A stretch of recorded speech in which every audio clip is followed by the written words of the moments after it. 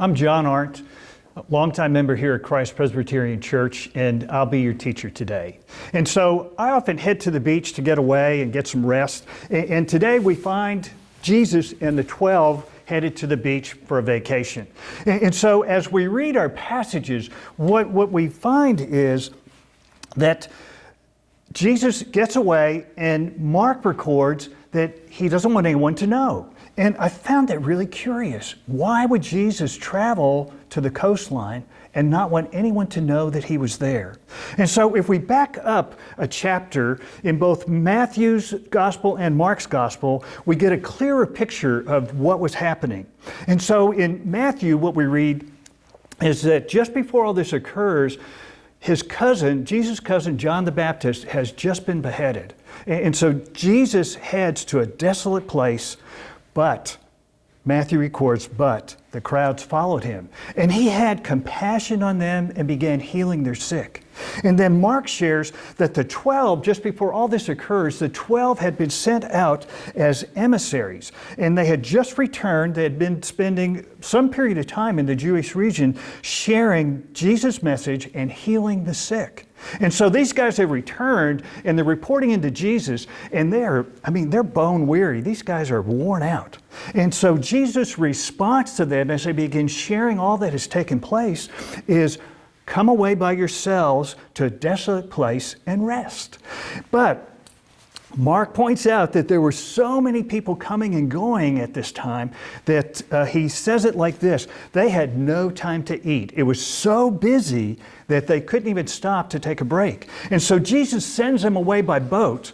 And again, we get a but many saw them, recognized who they were, and followed them. And so the crowd catches up to them, and Mark points out that as Jesus sees them, he says this, he writes this: he had compassion on them. They were like sheep without a shepherd. And so Jesus begins teaching. And what we find is he's teaching through the day and into the evening until it's time for dinner. And that's when he looks to the disciples and says, guys, we need to feed these people. And what we read is the account of the feeding of the 5,000. And so just at the conclusion of that, evening's come, the sun is going down, and Jesus again puts the disciples in a boat, sends them to the other side of the Sea of Galilee, and he heads up to a mountain to pray. But about 3 a.m., Jesus notices that the disciples are being beaten by the wind and the waves. And they are straining at the oars. And so Jesus walks on the water, and they cry out when they see him. And as he comes over, the wind calms down, and they arrive at the other side. And by now it's morning. And so when they got out of the boat, Mark records this: when they got out of the boat, the people immediately recognized him. And they began to bring their sick to him wherever he was, and he healed them. And there were so many that were being brought to them that they were laying them down along the path, and if they just reached up to touch the fringe of his robe, they were healed. So again, they continue to try to get away to rest. They try to get away to just recover, but the crowd continues to follow them, and they continue to have compassion, and they continue to heal and take care of the crowd. And so as all of this is happening, here comes the delegation from Jerusalem. The Pharisees and the scribes are showing up to investigate Jesus. So it's a typical exchange. It's the thing we read in all the Gospels. When they show up, they challenge Jesus, his observance of the traditional laws. And in a nutshell, Jesus responds to the challenge. And it's just real simple. He says, it's not what goes into the body that defiles a person. It's what comes out of the person. It's what comes out of their heart that defiles a person. And so finally, after 3 attempts to get away and a wrestling match with the Pharisees, Jesus and the 12 head east. They head east outside the Jewish region to the Mediterranean coast. And they all needed a break from all the pressures of the ministry. So they travel to where no one should recognize them. But as Mark points out, yet he could not be hidden. He could not be hidden. And so Mark tells us that as soon as they arrive, a woman shows up. Now, she begins crying, "Have mercy on me, O Lord, Son of David. My daughter is severely oppressed by a demon." So her little daughter, her child, is gripped by a demon or an unclean spirit. She's desperate and shows up at the beach house crying out for help. In fact, Mark points out that she came in and fell at Jesus' feet. So the disciples' response is for Jesus to just send her away. In fact, Matthew says they begged Jesus to send her away because she just won't give up. She continues crying and begging for help. Now, not only is she wearing them out, but she's a woman. And she shouldn't be there with them in the first place. It's not proper according to their customs. And so the thing is, she's not just a woman, but we learn that she is Greek. She is Syrophoenician. She's a pagan worshiping Gentile. And worst of all, she is becoming a nuisance. And so she has interrupted their vacation. And Jesus and the 12, they came to get away. They came to a place where no one would know who they were. And so she has interrupted their rest, their vacation, and their response is, Jesus, send her away. Now, initially, what does Jesus do? And if we read, nothing. Jesus doesn't do anything. It's the disciples who respond. And wait a minute, didn't he just have compassion on the crowd? They were like sheep without a shepherd. Didn't he just heal hundreds, if not thousands? And here's this desperate mother. And what does Jesus do? He didn't answer her a word. In fact, Matthew says exactly that. Matthew's record says he did not answer her a word. So the question we have to ask is this Jesus? Is he ignoring her?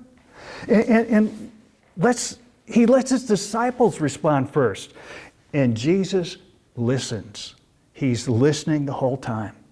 And so they want to shoo her away, but Jesus patiently listens to what's taking place. But the mother is undeterred. She is not fazed by the disciples and them pushing her away. She continues to plead her case. Her little girl is seriously ill, and she believes that Jesus can heal her. And so when Jesus finally responds, what does he say? He says, I was sent only to the lost sheep of the house of Israel. And the disciples think, well, finally, something. Now she'll leave. And again, she becomes even more persistent, though, as Jesus engages her. And she cries out. We read that she cries out, Lord, help me. And Jesus responds this time with what must have been a Jewish proverb or a popular joke. We're not sure which, but he says this, let the children be fed first, for it is not right to take the children's bread and throw it to the dogs. Whoa, now wait a minute. That is not what I would expect from Jesus. I mean, really, this is Jesus who had compassion and brought healing, and he says this to her? And I suspect the disciples were looking at each other and had a little bit of a smirk, like, well, this ought to get rid of her at this point. But the commentators, the common thought of Jesus' response is, he is merely repeating a popular saying and most likely had a smile on his face and maybe even a twinkle in his eye.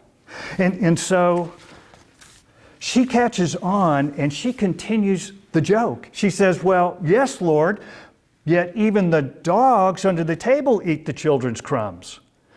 And the result? Jesus says, oh woman, great is your faith.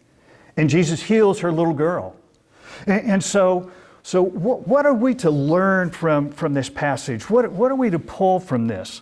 And so the first thing that we see is that Jesus is deeply moved by the strength and persistence of her faith. Initially, he's silent and he offers challenging words. But the repetition of this questionable proverb, I mean, we have to wonder, why respond like that? But the common thought is that this is all meant to draw out her faith, to draw out and encourage her faith.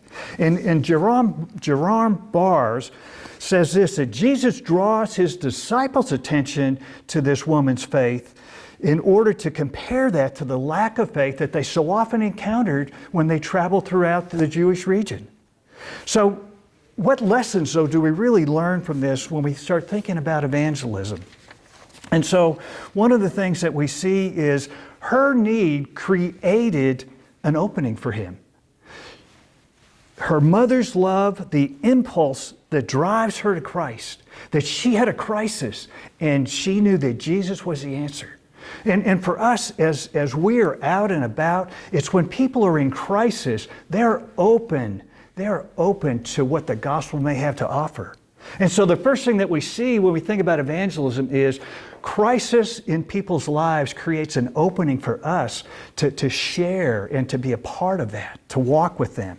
And then the second thing we see is Jesus' initial response. And the initial response is exactly silence. He listens. He's listening, lets her share, lets her begin to draw closer to himself. And so often, I had to think, so often I want to fix it. That when I hear the situation, when someone's sharing with me, I want to interrupt. I want to bring the solution to them. And I want to jump into the conversation. I want to fix it.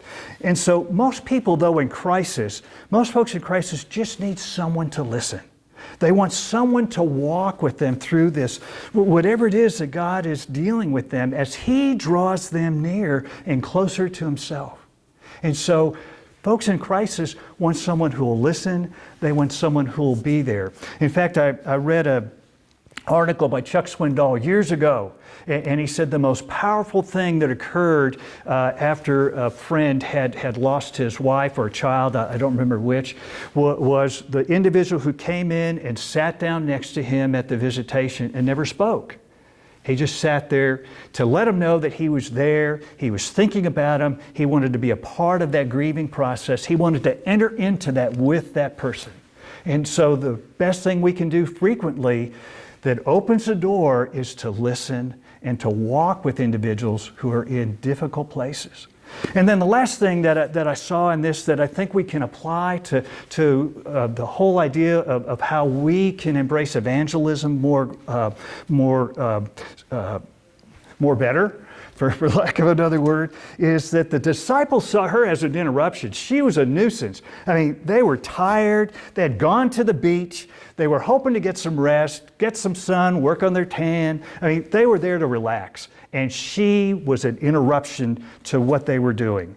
And Barr points out that God puts us in particular places at particular moments.